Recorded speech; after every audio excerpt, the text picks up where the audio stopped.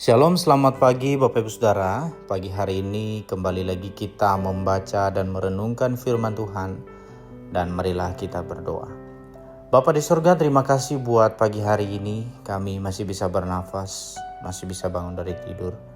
Kami percaya itu semua karena kebaikan-Mu ya Tuhan.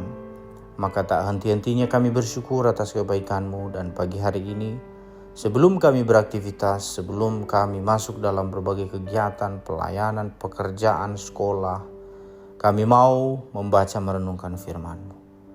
Tuhan, berikan kami hikmat. Dalam nama Tuhan Yesus kami berdoa. Amin.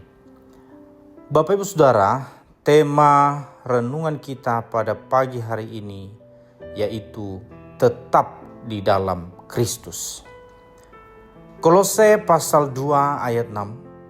Kamu telah menerima Kristus Yesus Tuhan kita, karena itu hendaklah hidupmu tetap di dalam Dia. Nah saudara, sebagai orang Kristen, kita tidak hanya cukup percaya dan menerima Yesus sebagai juru selamat saja, namun harus makin bertumbuh di dalamnya. Kita harus berupaya untuk mengenal Dia lebih dalam lagi. Masakan sudah bertahun-tahun menjadi orang Kristen tapi pengenalan kita akan Tuhan tetap saja dangkal? Apakah kita masih pada tingkat Kristen kanak-kanak walaupun secara fisik kita sudah dewasa bahkan sudah tua? Makanya di dalam Ibrani 5 ayat 12 mengatakan, sebab sekalipun kamu ditinjau dari sudut waktu sudah seharusnya menjadi pengajar, kamu masih perlu lagi diajarkan asas-asas pokok dari penyataan Allah, dan kamu masih memerlukan susu, bukan makanan keras. Saudara, akibatnya ketika ada masalah atau badai hidup, kita akan mudah sekali kecewa dan meninggalkan Tuhan.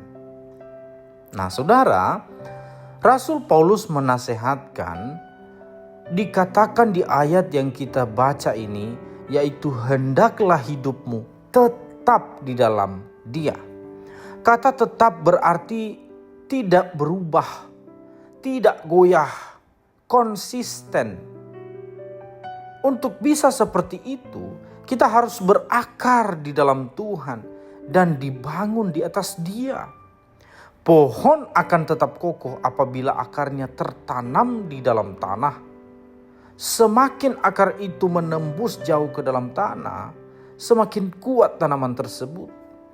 Akar selalu masuk ke bawah tanah dengan tujuan membangun dasar yang kuat.